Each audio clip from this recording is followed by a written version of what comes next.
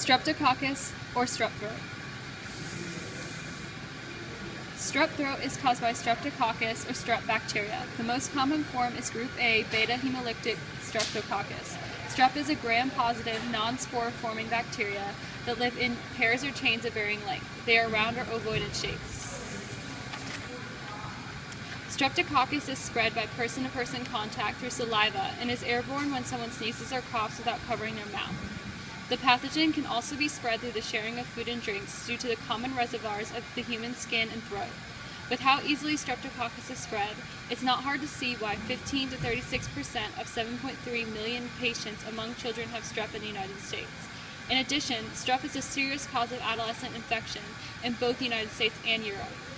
Approximately 9,000 to 11,500 invasive cases of strep occur each year in the U.S., along with 10 million non-invasive ones.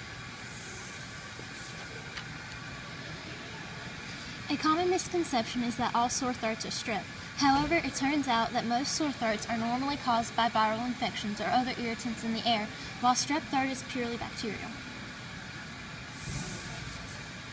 Streptococcus bacteria can live in a person's nose and throat. The germs attack the tissue on the lining of these areas. This causes certain areas of the throat to swell, which is a sign that your immune system is trying to fight off infection. The bacteria normally stay incubated for around 2 to 5 days.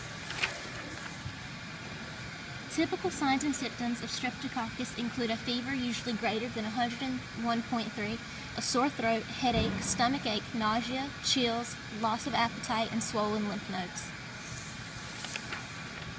Our immune system is usually unable to fight off the infection without the help of antibiotics. The strep bacteria produces a substance called SpyCEP that inhibits our immune system cells to respond to the infection. SpyCEP interferes with our body's production of a molecule that signals white blood cells when an infection is found. This allows the bacteria to spread. Strep can be treated with antibiotics as well as penicillin. If someone has a penicillin allergy, they will usually be given erythromycin. Before the discovery of antibiotics, strep throat often led to serious complications. Often, strep throat used to cause rheumatic fever. When struck with rheumatic fever, the immune system inflicts damage on the vital heart valves. This could leave a person vulnerable to heart disease later in their lives. Fortunately, this is an extremely rare occurrence today. Today, strep throat is one of the most common illnesses in children.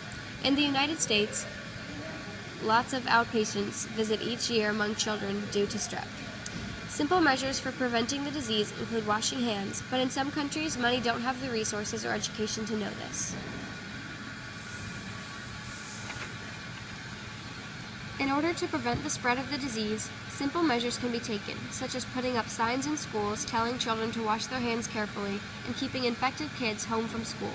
So if you don't want your throat to be red and itchy and to feel really sickly, just wash your hands.